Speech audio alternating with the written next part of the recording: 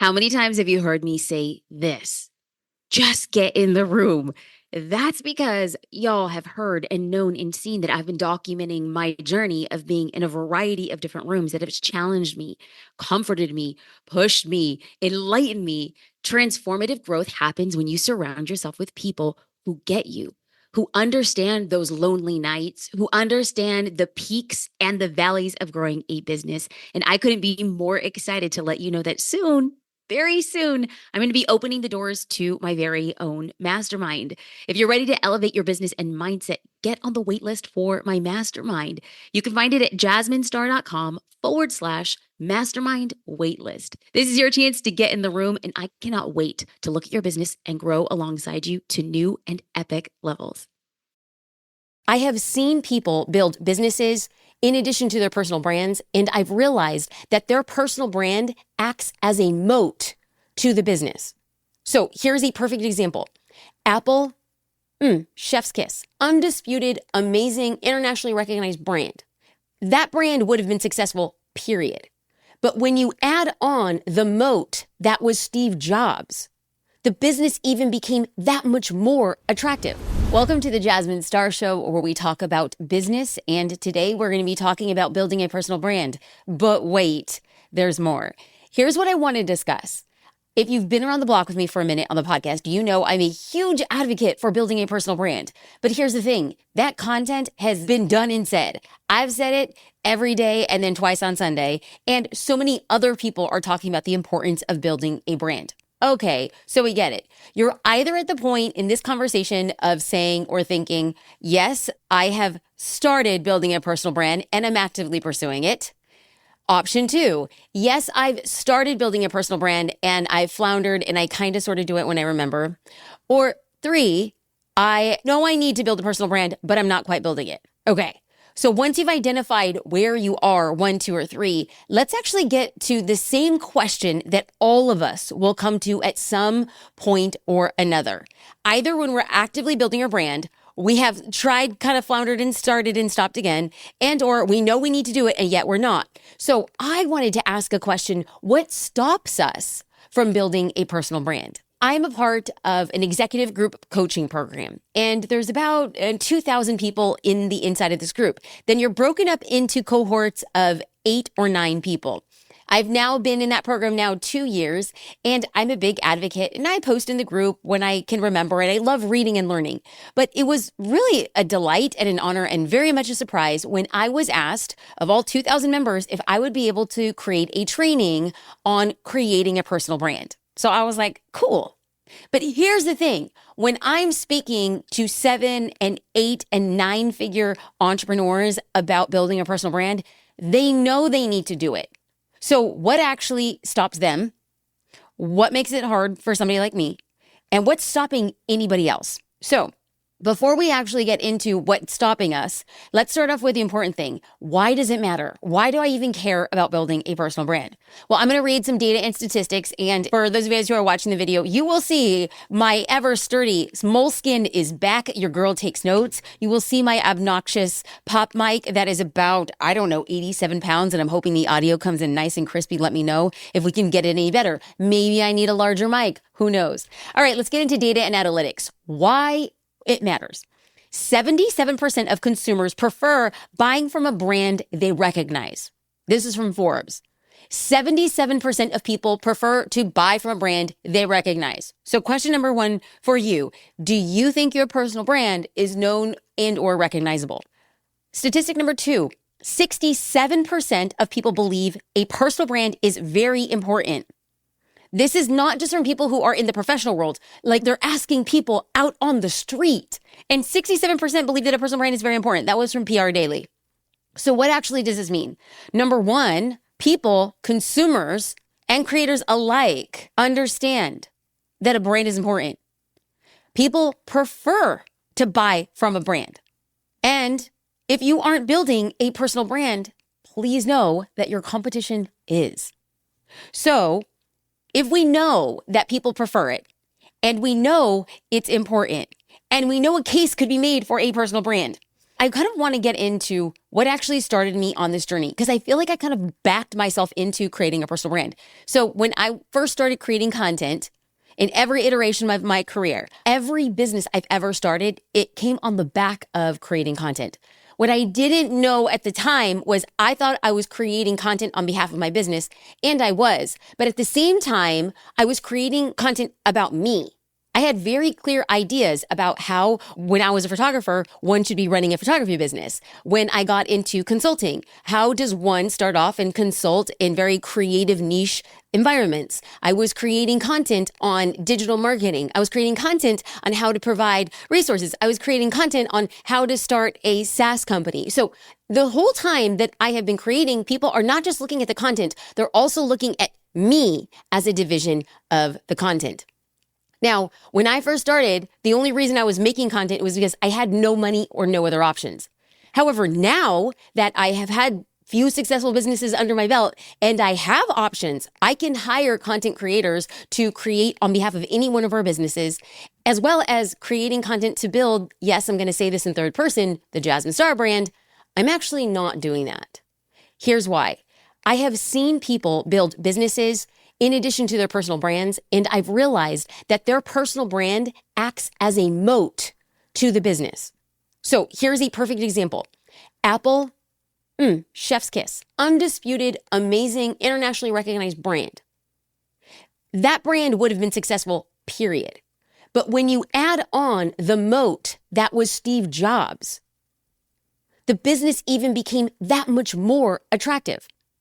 When you look at Tesla, I know people, it's arguable about the reputation that Tesla has as a company. And it's even more arguable about the reputation that Elon Musk has. But say what you will about it. The brand that is Tesla has its advocates, has its hardcore fans. And they're even that much more advocates and hardcore fans of Elon Musk. So Elon Musk's personal brand becomes a moat to Tesla. So I'm thinking, if I just see some of the best companies do it, cannot the business create a brand, which consumers want, and then my personal brand act as a moat to that business and or businesses I'm creating? Now, I wanted to see it modeled in a little bit less of this like really illustrious form. Like when you look at Steve Jobs, when you look at Elon Musk, you're like, yeah, great. I'm not in that category. And I'm actually not also in the category at all with Gary Vaynerchuk. However, Gary's ascension, I look at that and I see what he's done and I think to myself, oh, I get what he's done. And he's not so much of an outlier in my personal story that I could look at his story and say, I think that in a way I could follow his path. Now, whether or not I'm ever going to reach that level of success, it's neither here nor there. It's a path that I looked at and I can follow. And here's why. So when I decided to invest in their leadership accelerator program, it's called Vive. It is focused on leadership, yes, but it's also focused on building personal brands. So it is a group of 10 people. 5 of us are CEOs and 5 of us are CMOs from Fortune 500 companies. And so it was a mix of people doing things in different organizations in very different ways that we're learning to leverage. And what does leadership look like within that? But then also having CMOs who are a part of a different organization, who are a part of LinkedIn, who are a part of Michaels, who are a part of Bugaboo, right? So when you have them creating their personal brands are also acting as moats for the business that they're representing. And so I looked at what Gary had done and I had to ask myself, what about his personal brand resonated deeply? And at the end of the day, what it boiled down for me was that his personal brand represented optionality. And that word probably may or may not have resonance with you, but let me tell you that the word optionality to me means freedom. I have lived the majority of my life with, one option: survive, make it through, push through. And with every subsequent or stacking level of success, I've realized that I've had more options to do different things and grow in different ways. And what I saw with Gary was that the bigger his personal brand got, the more optionality he had for revenue streams. So Gary has sold his wine company. He's sold Resi. He has started like a big movement during Web3 at its peak, created a series of NFTs, and then sold off a large percentage of the equity to a different firm. What I'm saying is his personal brand and his cosign gave him options in a way that very few other entrepreneurs had. And to me, when your personal brand grows, you have more optionality. And for me, optionality means power. It means freedom to do things the way that I want to do them. So if we believe that a personal brand is important, what at the end of the day is stopping us? Because if a personal brand can also represent optionality for growth and opportunities, why would we not want to leverage it? Well, from my experience and research that I'm about to share now, two things get in our way. Number one, imposter syndrome. Dun, dun, dun. And then number two, what I call the time versus results ratio. Okay, we're going to break these down each one by one, starting with imposter syndrome. This was pretty powerful when I started reaching out to people. So when I say I do research, like I really do research. I'm literally sitting on calls with people. And let me start summing up some of the words that people were telling me in their description. Because I preface this conversation talking about building a personal brand and what are the things that get in their way. Like I might have a hypothesis, but who cares what I have to say? I want to get a bunch of people speaking into it so I can see the common patterns. So people said that they don't like wake up. I'm talking to specifically 8-figure business owners. So these are people who, for all intents and purposes, have so much stinking success that anybody would be looking at them and think, there's no way they go through imposter syndrome. And to their own admission, they don't wake up and say, you want to know what I have today? Imposter syndrome. Not at all. But this is how they describe the way that imposter syndrome is showing up in their lives and business. Are you being authentic? Is what you're saying different than anybody else? Is what you're saying better than anybody else? Maybe you snuck in through the back door. Nobody knows yet. They've been doing it longer. They sold their business. They've sold multiple businesses. Do you even have the time to take that on? Are you in the financial position to make that decision? Can you imagine what they'd say when they read what you post? Do you have enough experience to do this? These were the questions that they heard in the narrative of their mind. And yours might look the same or sound a little bit different. But what I really want to point out here is these questions are appearing for 6-figure founders and 7-figure founders. And you would think that, oh, if I got to that level, well, then that would change the game for me. And that was actually not the case. In fact, when I said, hey, so what is actually stopping you from building your brand in addition to your business plan? Like, what about this moat? And people have said things like, quote, it's been easier to be consistent when things are going well, but when they're not, and the internal team know it's not, it's hard to reconcile it to reality, and it makes me feel disingenuous. End quote. Here's another quote. It's the culture. I can create the right content that people want to read that doesn't jeopardize my internal team culture, because I'm concerned that if members of the team see it, they might think I lack humility, I lack empathy, I'm disingenuous, or I'm taking a polarizing position. End quote. Another quote, I believe the biggest things for me are imposter syndrome for sure, but followed by being too close to my expertise and experience and not being able to pull out what is unique enough to share and not being sure if it's the right message. And I have to say that the ironic part is that the voice for 8-figure business owners, it's not telling them you're a fraud, you're a fake. It's actually telling them what you've done is normal. You're really unoriginal. And when you're boring and unoriginal and not that special, who actually cares about what you have to say? And I have to say, one person summed it up this way. He wrote, for me, it's more of what I do is normal. Of course, anyone can solve complicated problems on a few hours of sleep with partial information while doing 4 other tasks. I don't feel like an imposter. I just feel like I'm doing what anybody else can do. And so I want to take a second and really identify and call to the surface that by and large, the reason why 6, 7, and 8-figure business owners are not building their personal brand is because they don't think that what they have to say is unique or interesting. And so I really want to say that you simply have to decide if you care. I know that I'm oversimplifying the journey that is imposter syndrome because it is real and it is intimidating. But I'm now looking at imposter syndrome simply as a decision I have to make. We all face imposter syndrome in one degree over another.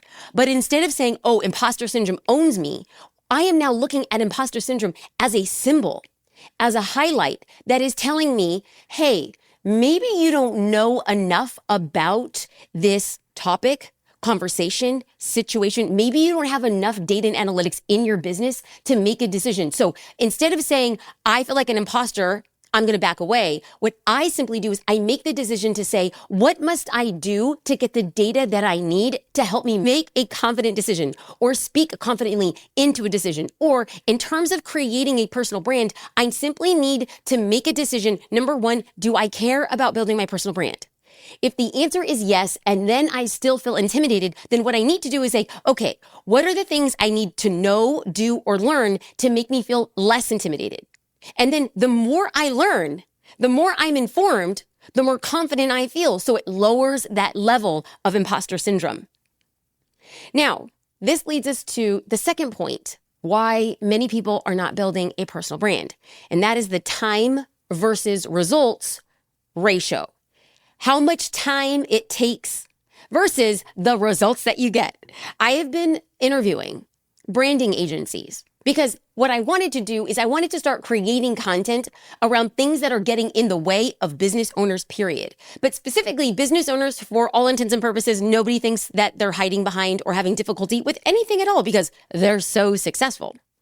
Now, I want to be clear that when I was doing these interviews, I was not working with consultants. I was actually working with agencies. So consultants come in and they will lay out a strategy for how you might deploy a personal brand. They tell you these are the steps you need to do, and either you and or your team will go and deploy against it. That's a consultant. That is different than an agency. An agency is a lot different in that they're actually in the weeds. They're doing the work. They're the people creating the post, writing, they're implementing, they're facilitating how the content is created.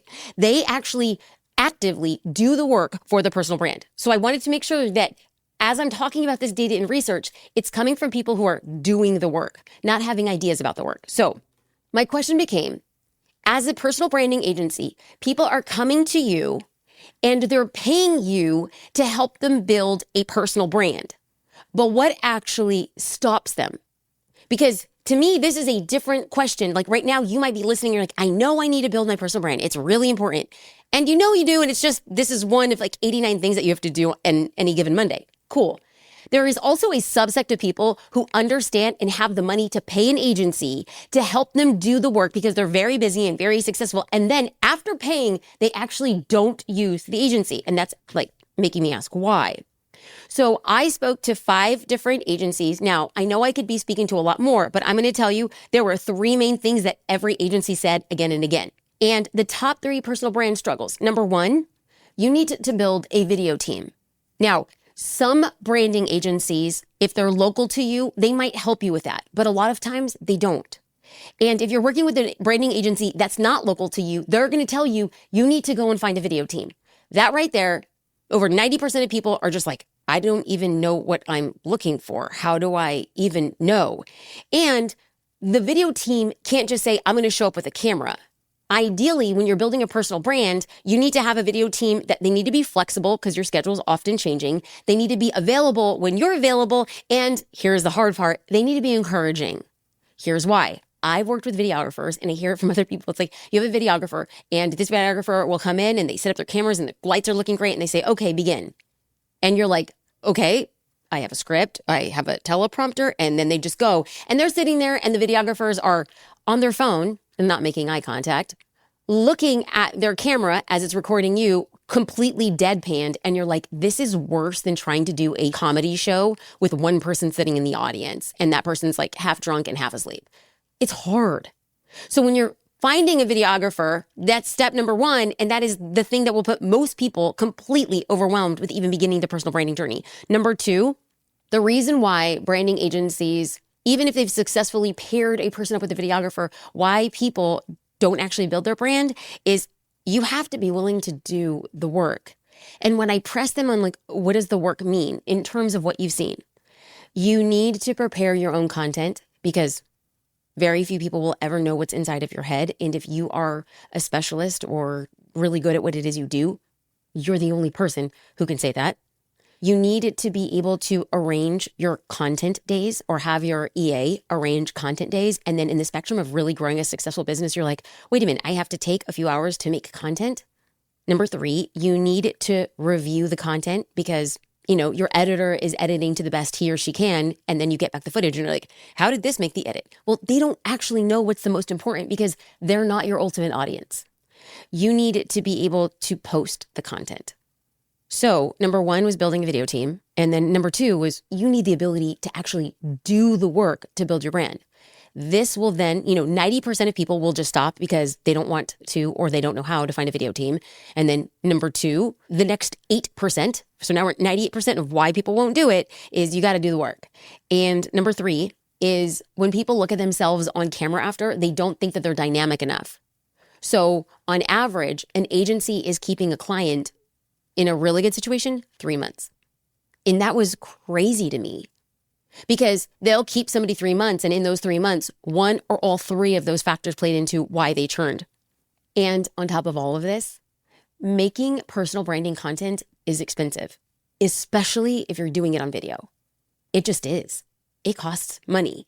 So not only do you have to do the work, find a video team, and you have to get over the hurdle that you don't think that you're the most dynamic, you actually have to have a budget that's going to serve you a long time as you make the content. And this leads us to the next thing.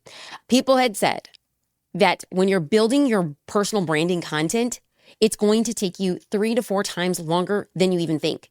So if you're hoping to get results in about 3 months of making content, you won't actually see results from your personal branding content in the best case scenario for like a year. And when people say, wow, it's going to take me a year to even see a result, it requires a lot of money in that time. And it's unpredictable results because I actually don't know what's really going to resonate with people. Is this at all sounding familiar to where you are on your journey right now? I actually spoke with a YouTube agency. She's an owner and she had said that right now her longest lifespan is 3 months for a client. And I asked for some specifics around her pricing. And for her YouTube agency, she charges $5,000 a month. And what she's noticed is that sometimes they are taking action against the strategies and the scripting and the building out. And even when her team of editors will send them the edited video, it takes them too long to get feedback or approvals for the video. And so these people will spend on average $15,000 with a YouTube agency and then they quit. And they might maybe post 1 to 3 videos during that 3-month process. Okay, so you're sitting here and you're like, Jasmine, this is just sad news. I don't feel inspired and I'm not feeling warm and fuzzy. Well, you know what we do here on the show? We deal it to you straight, no shooter. However, did I say deal it to you straight? It should be deal it to you straight, no chaser, right? Am I saying it right or am I wrong? Either way, what you just did is I poured you a shot, you threw it back, but because I'm kind, I'm going to pour you another half shot, right? The second time it just gets better. Who are we kidding? Okay, how can you build a personal brand and stick with it? So we started off the conversation of it matters. 77% of people say that they want to buy from a brand they know. And 67% normal folk, regular folk, and business owners, 67% of them say that a personal brand matters. So if we know what personal brand matters and people want to buy from somebody with a personal brand, we know the things that are going to get in our way. Well, if we decide I'm still going to show up, great. Let's talk about the 5 things you can be doing. Step number 1 is decide if you care. Hey, what are we doing? We're having a throwback to imposter syndrome. Imposter syndrome, the first step is for me to realize, do I care about this thing? And if the answer is yes, I care about building a personal brand, then what we need to do is say, what do I need to learn in order for me to make an informed decision? What do I need to do? Who do I need to become? And then all of a sudden, the more that you realize, hey, if I do this series of things, I actually feel a little bit more confident. And confidence is the antidote to imposter syndrome. So step number 2 is to create 3 content pillars. Now, oftentimes as you're building your personal brand, you're like, I can talk about so many things. We don't actually want you to talk about a lot of things. When you talk about a lot of things, you're known for nothing. It is the person and the people who can talk about things again and again and again that build trust and likability with people. So when we think about people who have common themes in what it is they speak about, we can think about Brené Brown.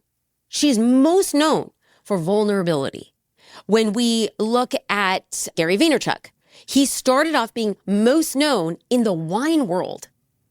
And once he became so known in the wine world and reached that professional brainiac of that zone, he was then empowered to talk about other things. How did you build your wine business as the leading wine professional? Then he was able to talk about building a business. And once he became known as building businesses and known for that, people were like, well, how did you build the business so efficiently and effectively? And then he could talk about social media. And so when people start talking about very specific topics, what happens is they become known for that and people begin to trust them. So much so that when somebody is like, you want to know what? I'm having a hard time being vulnerable. They're going to recommend Brené Brown. You want to know, I'm not quite sure what social media I should be doing to grow my business. Well, likely going to recommend Gary Vaynerchuk. And so when we talk and we think about these things, when we talk about somebody's like, I'm really struggling being with debt, somebody might recommend Susie Orman or Dave Ramsey. Okay. Step number 3 is to determine the frequency and the platform. Now, at this point, I want you taking action. And so if you tell me that your frequency is once a week, no problem. Just stick with it. If you tell me, Jasmine, I'm just getting started and I'm going to do one piece of content once every 2 weeks, no problem. I don't have a judgment.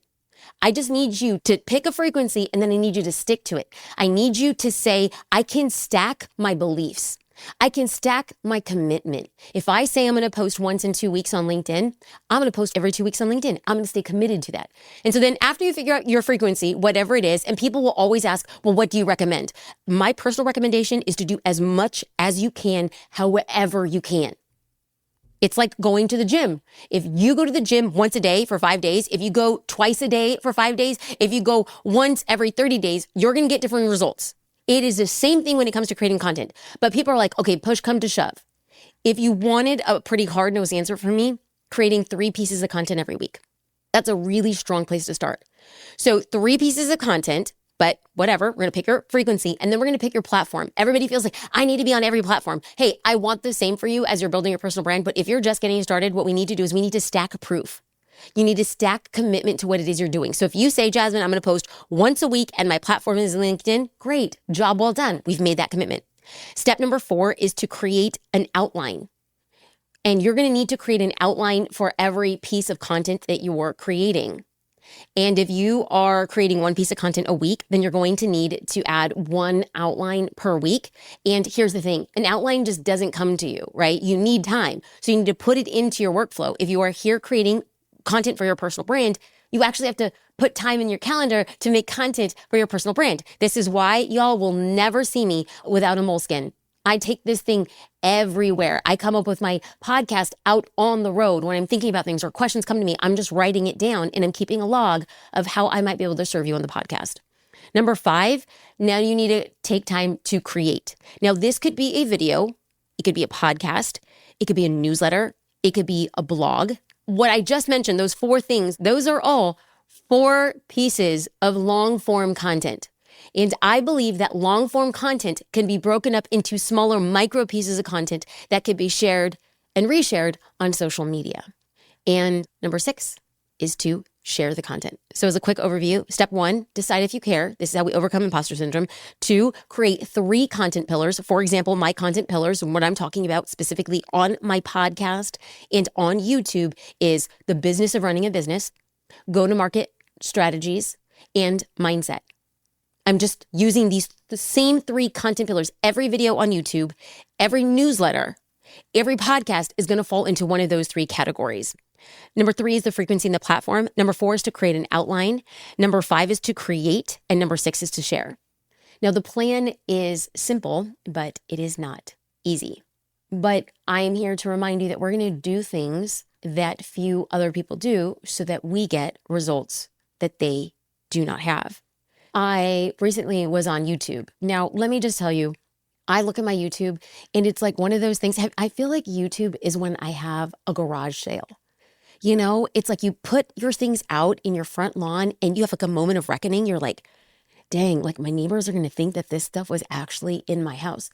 And it was, right? You're like, why right now do I have this old Pokemon collection? Why do I have a beanbag? Why, for under God's great sky, should there ever be a lava lamp sitting in my front yard? Oh yeah. Okay. That's how I feel about my YouTube channel right now. It is going through a process and a metamorphosis. I am telling you, we'll have videos that like do amazing and most of our videos do not. And you want to know why?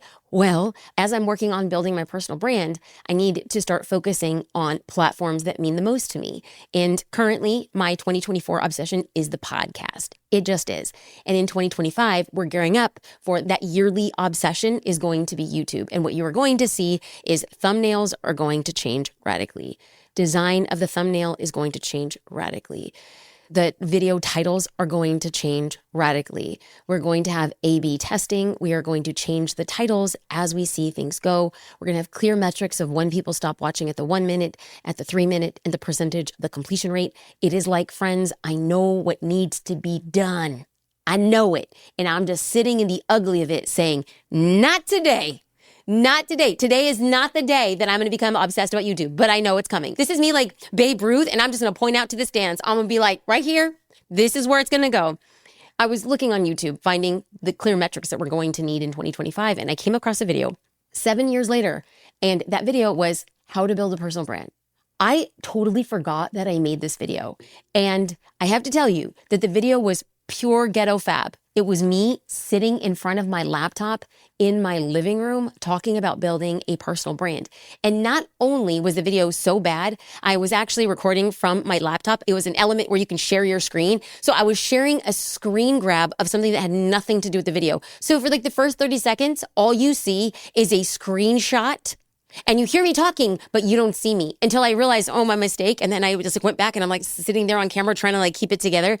I put that video out thinking nobody's going to watch it. Well, 7 years later, it has 34,000 views. And in that video, I casually mention, oh, there's an opt-in. If you go to jasminestar.com/ideal client, you can find my ideal client workbook. As you're working on your personal brand, you're going to want to know your ideal client. And I have to say that when you're building content for your personal brand, you have to understand that you might not see the results of that then. But I can raise my hand as a testament to say that the lighting was terrible. The quality was terrible. I started off with like a big mistake. And to this day, I'm getting opt-ins at jasminestar.com/ideal client.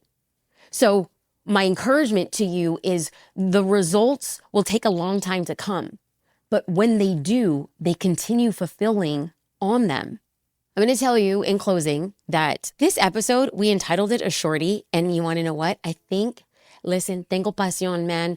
I have passion about this. And I was like, okay, team, I'm going to do this quick podcast. It's going to be like, I don't know, like 10 or 12 minutes. And here we are, like, what is this, minute 104? I'm going to tell you about the perks of my personal brand. Number one, we get inbound speaking requests. I am not actively positioning myself as a professional speaker. All inbound requests for speaking. All inbound podcast invites. Anytime I'm on a podcast, those are all because they're coming to me on the back of personal brand. I am invited to invite-only trainings, events, and masterminds on the back and strength of my personal brand. I am booking consulting clients without a sales call on the strength of my personal brand. On quick credibility, if I walk into a room, somebody will immediately say, she's known for this, this, and this. Have you seen this? That only comes, friends, after a decade of creating personal branding content. And I will say another perk of building a personal brand is facilitated introductions in the form of a value add. So like people saying, oh, you want to know Jasmine, she'll help you 10x your business by getting new eyes on it. You want to know Jasmine, she's going to 10x your business because she knows marketing and she knows the component of creating conversations and storytelling online. You want to know, and so the facilitated introductions become them, it becomes, I'm not even going to edit that out. You want to know why? It is the end of the day and I am showing up because I made the commitment to make this piece of content. I am not going to lie. Just before pushing record on this camera and on the podcast setup, I was with the team slacking them saying like, is there any way? And I was trying to talk myself out of doing this today. And then I said, not today. Get out of your own way. You made a commitment. You made saying that you are going to be creating 2 long-form pieces of content visually every single week, and you are fulfilling in on that commitment.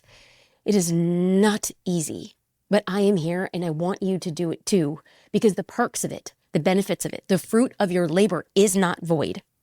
I told my mentor, her name is Susan, I'm going to link to a podcast episode that she and I recorded together. It's one of the most popular of the year so far, that I wanted to build my business and I wanted to build my life for optionality. I believe that options don't keep me stuck. Options keep me growing. My options keep me uncomfortable, and my options empower me to think and to test and to grow fast.